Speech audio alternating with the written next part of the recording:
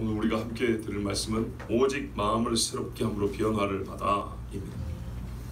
앞으로 한두 시간 정도 더 이 짧은 말씀이지만 한 번 또는 두 번 정도 이 말씀을 전하려고 합니다. 왜냐하면 오늘은 우리가 이 말씀을 읽는 즉시로 떠올릴 수 있는 마음을 새롭게 하며 실천적 목록을 보통 떠올리기 마련입니다. 만약에 돈을 사랑했다면 이제 돈을 사랑하지 않아야지, 음란을 쫓았다면 이제는 정결한 마음을 품어야지, 사람 앞에 자기를 높이고자 했으면 이제는 겸손한 마음을 가져야지, 성경은 그렇게 말씀하고 있지 않은가? 성경에서 자기를 낮추는 자는 주께서 높이신다 했고 교만한 자는 하나님이 낮추신다 하였으니, 마음을 새롭게 하면 내가 예전에 사람에게 높이를 먹고 교만하고자 했다면 이제는 성령으로 말미암아 겸손한 마음을 품어야지, 이렇게 대본에 떠올리기 쉬운데 그것은 다음에 들을 말씀입니다. 실천적 목록이 아니라 생각을 새롭게 한다. 이 마음은 생각을 말하거든요. 어떤 사고력만이 아니라 뭐랄까요, 우리의 이 지성 전체를 말합니다. 마음을 새롭게 한다, 생각을 새롭게 함이 무엇인지 그 개념 정의를 먼저 내리고자 합니다. 사전적 개념 정의가 아닙니다. 성경 말씀을 토대로 우리가 추론하여 내릴 수 있는 개념 정의입니다. 이것이 마음을 새롭게 한다, 생각을 새롭게 한다는 것이구나. 그렇게 말씀 안에서 알아야 우리가 진짜로 이 뒤에 있는 하나님의 기뻐하시고 선하신 뜻을 분별할 수가 있습니다. 개념 정의를 다르게 말하면 생각을 새롭게 한다 함의 본질을 말하는 겁니다. 그리고 이어지는 이제 뒤에 보면은 신앙으로서 살아야 될 삶의 여러 가지 실천 덕목들이 거기 나와 있지 않습니까? 이것들의 대전제로서 마음을 새롭게 하지 않으면 뒤에 것들은 전혀 불가능하죠. 그렇기 때문에 이 뒤에 신앙인의 실천 덕목의 대전제로서 마음을 새롭게 한다는 것이 왜 합당한가? 왜 마음을 새롭게 함이 전제가 되어야 하는가에 대해서 오늘 말씀을 짧게 듣고자 합니다. 오늘 사실은 이렇게 나눠서 말씀 전한 이유 중에 하나는 우리가 뒤에 순서가 오늘 참 많습니다. 여러 가지 은혜로운 시간이 많이 있기 때문에 오늘은 평상시보다 설교 시간을 약간 줄이기로 한 것입니다. 그래서 다음 시간, 그 다음 시간까지 계속 보도록 하겠습니다. 자, 여러분, 하나님의 말씀은 보이는 논리, 이 말이 글로 써 있지 않습니까? 그래서 그리고 이렇게 보이는 논리 이면에 보이지 않는 사실로, 논리 이전에 사실이 있어요. 보세요. 하나님의 아들이 죽으셨죠. 우리 죄를 위하여 하나님이 실제로 우리 죽으셨죠. 그래서 그걸 말로 써놓습니다. 우리가 다 죄인이다. 그래서 논리죠. 그래서 죄의 사함이 필요하다. 죄의 사함을 위하여 하나님께서 중보자요 대속자인 자기 아들을 주셨다. 그러므로 이렇게 논리가 분명히 성경에 기록이 되어 있습니다. 논리적으로. 그러나 그 논리 이면에 우리가 논리적인 글을 쓰기 이전에 뭐가 있죠? 엄연한 사실이 존재합니다. 그렇죠? 하나님의 말씀이 보이는 논리 이면에 보이지 않는 사실로 말미암아 말과 말들이 마치 뼈와 관절처럼 이미 연결되어 있기 때문에 이 연결되어 있는 사실의 연속, 사실의 사슬들을 한번 먼저 생각해 보는 것이 순서라 그렇게 여겨집니다. 그래서 오늘은 그 부분을 찾아보면서 생각을 새롭게 한다는 것이 무엇이냐? 이게 왜 수많은 신앙인의 실천 덕목의 대전제가 될 수밖에 없느냐? 듣고 보면 별거 아닐 수도 있습니다. 그러나 한두 가지를 할지라도 우리가 미처 생각하지 못하고 건너뛰려고 했던 것, 그거를 건너뛰지 말고 징검다리 건너시 하나, 두 개 한번 이렇게 밟고 지나보도록 하겠습니다. 오직 너희 마음을 새롭게 함으로, 이거는 너희 생각을 새롭게 함으로 변화를 받아야합니다. 여러분, 이 앞에 이 말씀은 전혀 반대되는 말이 하나 있었습니다. 그것은 뭐냐면 이세를 본받는다입니다.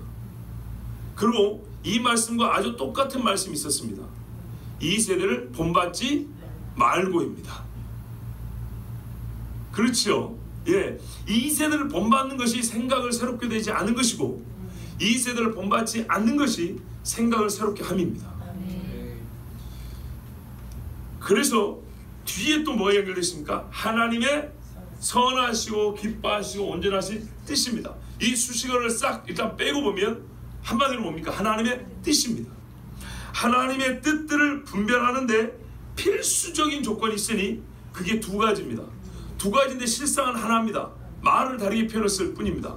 세상을 본받지 마라.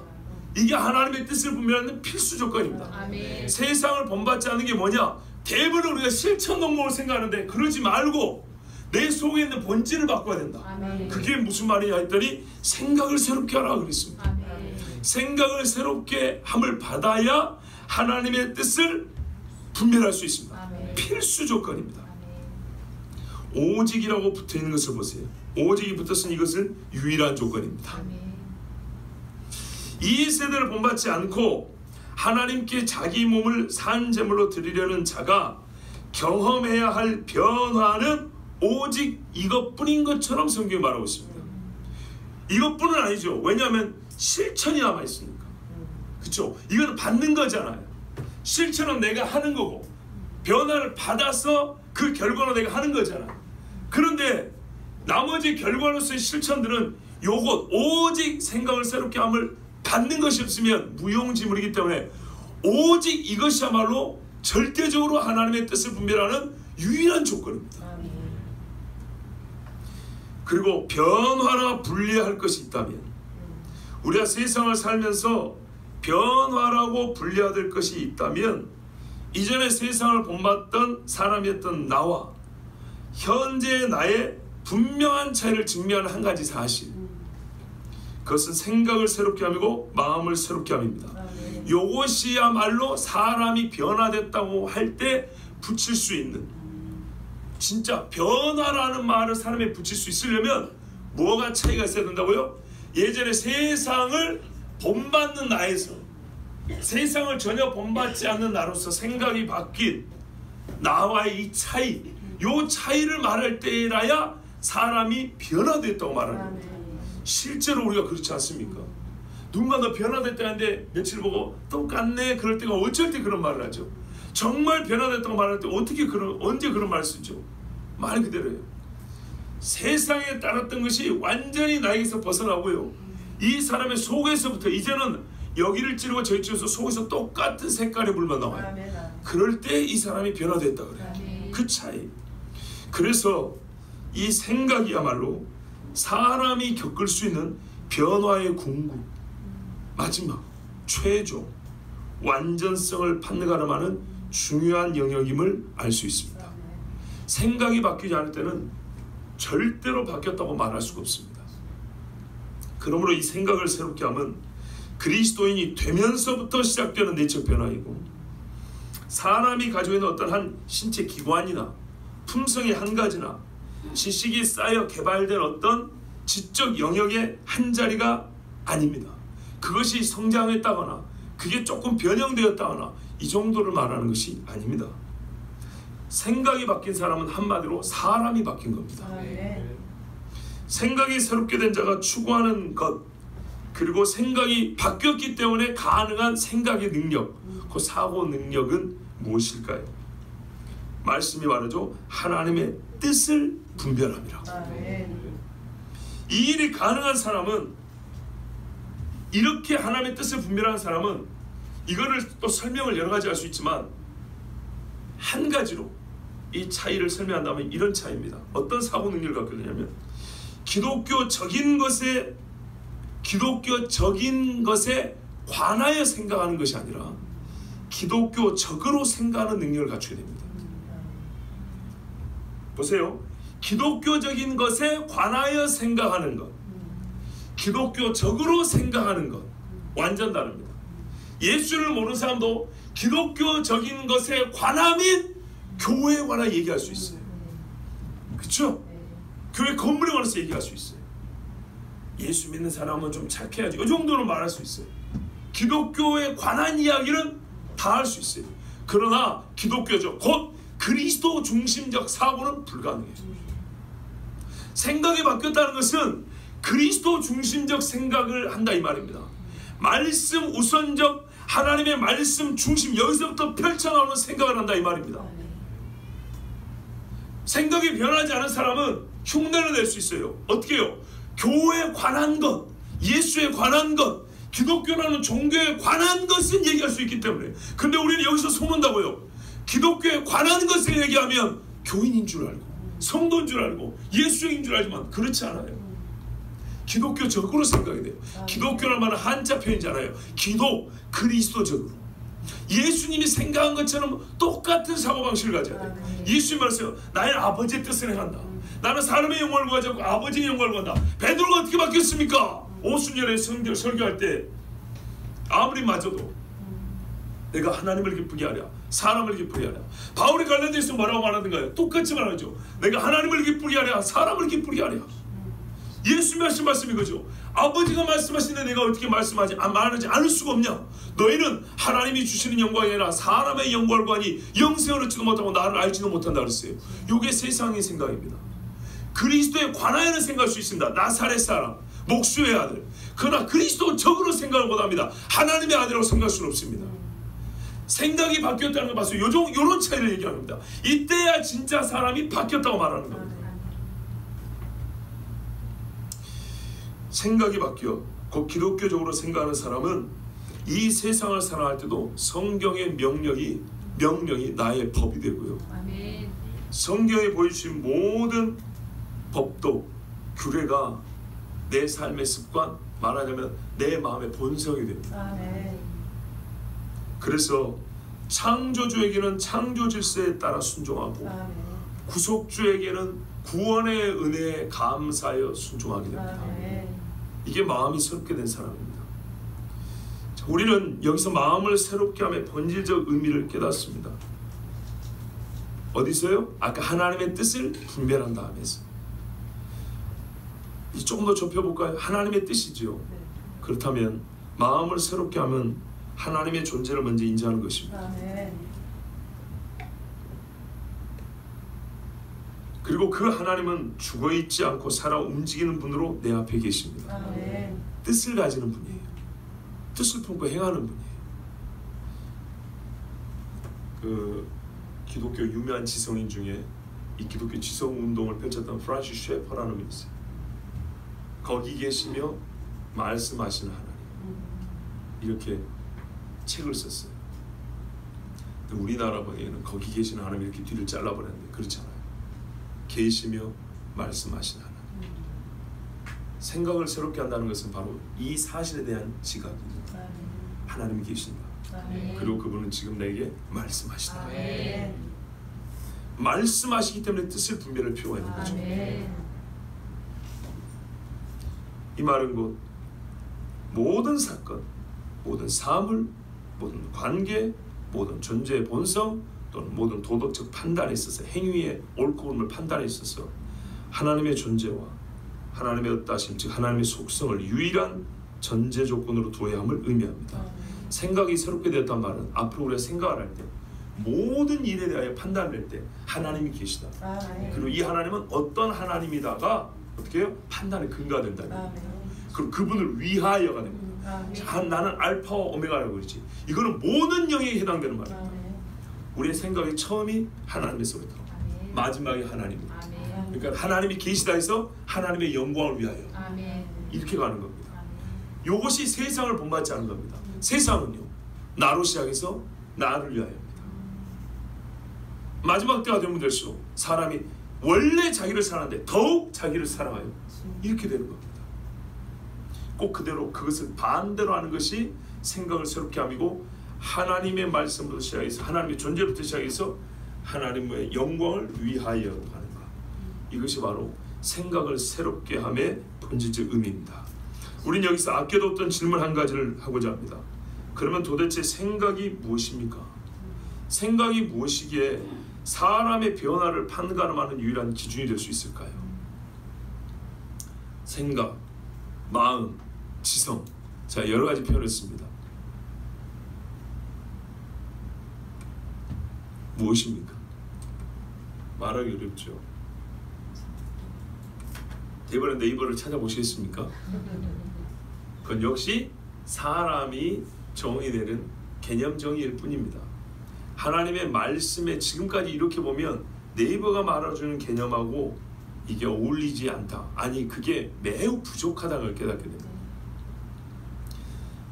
제 나름대로 정의를 한번 내려가 봤습니다. 심히 부족합니다. 오랜 생각을 할 수 없었기 때문에. 그러나 네이버하고는 다를 겁니다. 사람의 생각, 지성이란 주어진 모든 정보와 지식을 받아들여, 여기에 정보와 지식은 글, 기호, 경험을 망라합니다. 받아들여 일정한 결론을 도출할 수 있는 지적 능력으로서 그 결론이란 비교형과 비교 불가의 절대형의 행위를 결정지어 행하게까지 하는, 다시요, 어떤 결론을 도출할 수 있는 지적 능력인데 그것으로 끝나지 않고 그 결론이라는 것은 반드시 행위를 도출하는데 비교형과 비교 불가의 절대형의 행위를 결정지어, 이미 속에서 결정을 지어 행하게까지 하는, 즉 극과 극으로 나뉘는 외적 행위까지 일으킬 수 있는 인간만이 가진 고유한 내적 능력입니다. 반복하지 않아도 되겠죠. 그러므로 모든 증거를 다 수집해도 어떤 이는 하나님을 인정하지 않습니다. 이게 변화가 안 되니까. 바로 이 인정하지 않는다가 모든 것을 결정짓습니다. 모든 정보와 지식을 다 종합하고 결론을 도출했는데 어떻게 돼요? 하나님 없다 와 하나님 있다입니다. 자, 그러면 행위가 어떻게 나올까요?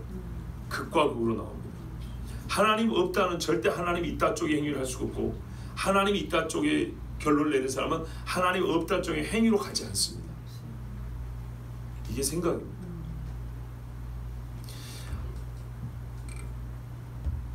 하나님의 선하시고 기뻐하시고 온전하신 뜻에서 그 선함의 아름다움을 어느 정도로 느낄 수 있는가, 기쁨의 크기가 얼마나 되는지, 온전함으로 인하여 어떤 피조물이 어떻게 하나님을 영화롭게 하는지까지는 성장과 훈련이 필요합니다. 하나님의 뭐라고요? 선하신 뜻이 무엇인지 분별하다 했는데, 선까지는 확실한데 이 선함이 어느 정도로 선한지 그거를 내가 하나님이 느끼는 만큼 내가 느끼는 것, 요거는요 훈련이 필요합니다. 그런데 그것이 아니라 이 뜻 자체를 분별하면 지성이 새롭게 되는, 생각이 새롭게 되는 즉시 가능합니다. 내 속으로 들어온 모든 것들이 완전 새로운 모양체로 서로 짝을 이루거나 배척하는 것을 볼 수 있기 때문입니다. 예전에는 모든 정보가 다 들어오잖아요. 그러면 이렇게 짝이 맞았던 것들이 있어요. 근데 생각이 변화를 받으면 이게 짝이 아니라는 것이 깨달아져요. 서로 배척점이라는 거. 무슨 말인지 아시겠죠? 하나님은 그냥 덮어놓고 사랑이라고 생각하는 사람은 이 세상에서 뭔 짓을 해도 하나님과 다 합하다고 이런 생각을 갖고 있었어요. 괜찮다고. 근데 하나님의 엄중한 사랑을, 거룩한 사랑을 알게 된 사람은 어떻게 하죠? 이제는 이렇게 어울리는 게 아니라고, 이렇게 떨어져 있는 것을 속에서 이걸 알아요. 그래서 짝을 다르게 맺어요.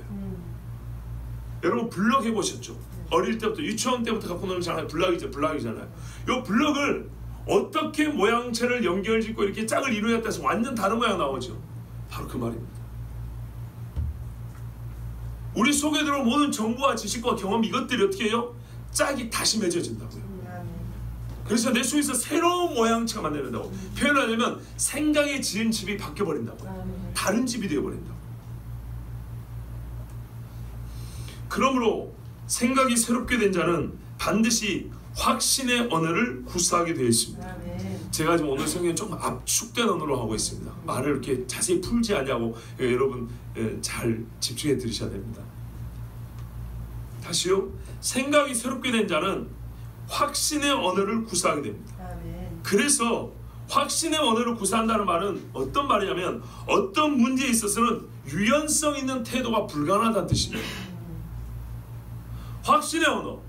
이 남자가 당신의 남편, 이 여자가 당신의 아내로 맞아들입니까? 맞습니까? 예 하면 어떻게 되죠? 이 확신의 언어가 나오는 순간 어떻게 해요? 어떤 문제에 있어서는 유연성 있는 태도가 불가능합니다. 저 남자는요, 저 여자는요, 아닙니다. 절대 아닙니다. 세속적인 지성은 여러 문제에 있어서 특히 요즘에는 항상 선택권을 남겨두는 경향을 보입니다. 경향이 아니죠. 요즘은 다 그렇게 됐지요. 어떤 문제든지 간에 선택의 여지를 남겨둡니다. 항상 가능성 있는 말을 한다고요. 그렇게 되면 사실상 그는 무슨 말이냐면 답 없는 문제풀이입니다. 답이 없다와 똑같은 말입니다. 세상을 본받지 않고 성령으로 새롭게 된 마음은 한 가지 답을 택한 후 다른 선택의 여지를 남기지 않는 특징을 보입니다. 하나님의 뜻! 그 외에는 소중하지 않아요. 받아들일 수 없어요. 선택의 여지가 없고 확신의 언어가 있는 순간 다른 대답을 할 수 있는 미안하지만 유연성은 없습니다. 그 부분에 있어서는 우리는 경직성을 갖고 있어요. 이 모습을 볼 때 세상 사람들은 편협하다, 독선적이다 이렇게 말하지만 마음을 새롭게 함이 하나님의 존재와 그분의 뜻을 분별하게 하고 그것으로만 우리 눈을 고정시킨다면 이는 불가피합니다. 확신의 언어를 구사하며 유연성 있는 태도가 불가능한 어떤 영역이 있다는 것은 불가피합니다. 반드시 있을 수밖에 없습니다. 그리고 하나님의 뜻을 분별한 순간 우리는 항상 이렇게 말합니다. 하나님의 뜻은 항상 옳다. 언제나 옳다. 누구에게나 옳다. 이렇게까지 말하게 됩니다. 이게 바로 마음을 새롭게 한 사람입니다. 그러면 뒤에 실천 덕목은 어렵지 않죠. 예. 마음을 새롭게 한다는 걸 이렇게 이해하면 뒤에 실천 덕목은 너무나 당연한 것들이고 하나가 어려운 것도 아니고 지나친 것도 아닙니다. 원수를 직접 가지 말고 오히려 선을 행해줘라. 하나님께서 그 머리에 숯불을 넣는 것 같아요. 여러분 머리에 숯불이 놓으시면 어떻게 되죠? 타져 죽죠. 예, 하나님께 맡기라. 여러분 이게 세속적인 사고방식은 불가능한 얘기죠. 이제 12장 이후에 나온 이야기를 한번 쭉 보세요. 15장까지. 이거는 제가 말씀드린 대로 산상수훈의 바울판 같다니까요. 예수님이 말씀해 주신 산상복음의 바울판 그 산상복음입니다. 이거는 이 세상 사람의 세속적인 생각으로는 절대 살 수가 없습니다. 어느 정도냐?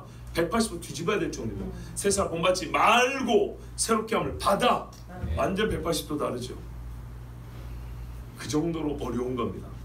세속적인 관점을 가지고 있을 때는 어렵습니다. 그러나 마음의 생각을 받으면 이것들이 하나님의 뜻이고 이 일을 즐거이 행할 수 있습니다. 그러므로 마음을 새롭게 함을 받는 것이 제일 중요합니다. 절대적인 전제 조건입니다. 세상은 말합니다. 제가 미국 목사님 그 설교집에서 봤는데요. 1960년대 인권운동을 하던 사람들 이렇게 말을 했다 그래요. 이 프린스턴 대학교가 있고 프린스턴 신학교가 있죠. 그래도 나름대로 프린스턴 하면 미국에서 참 그래도 뭡니까 뿌리 깊은 그 뭡니까 갑자기 말이 생각이 안 나는데 하여튼 이름 있는 대학교인데 여기 학생들이 뭐라 그러냐면 죽어야 할 만큼 가치 있는 것은 아무것도 없다 그랬답니다. 죽어야 할 만큼 가치 있는 것은 아무것도 없다 하면서 피켓을 들고 시위를 했대요. 무슨 말입니까? 이러든 저러든 냅둬유 하는 겁니다.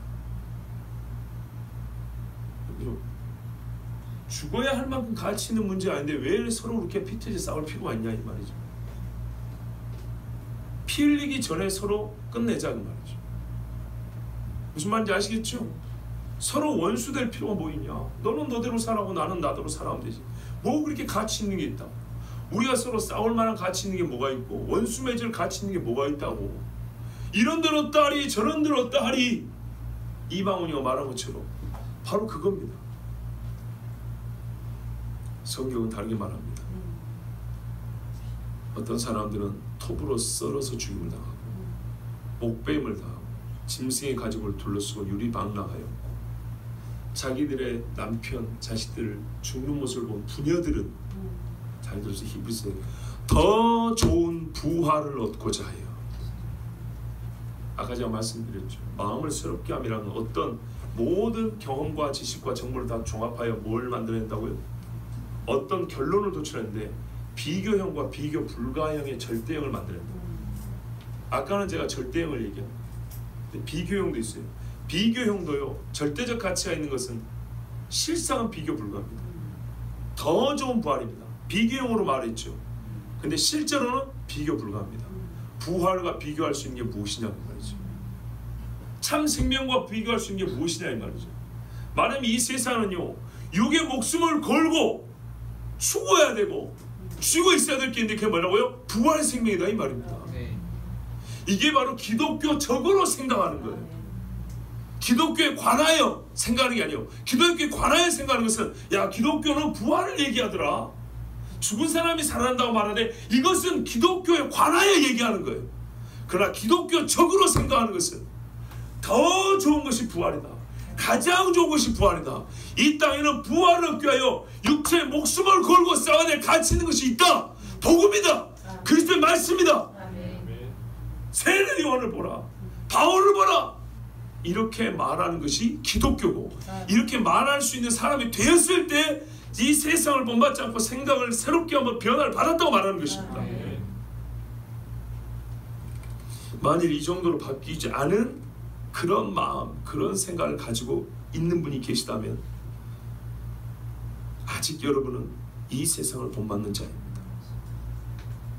하나님의 뜻을 전혀 알지 못하는 영적 매인입니다.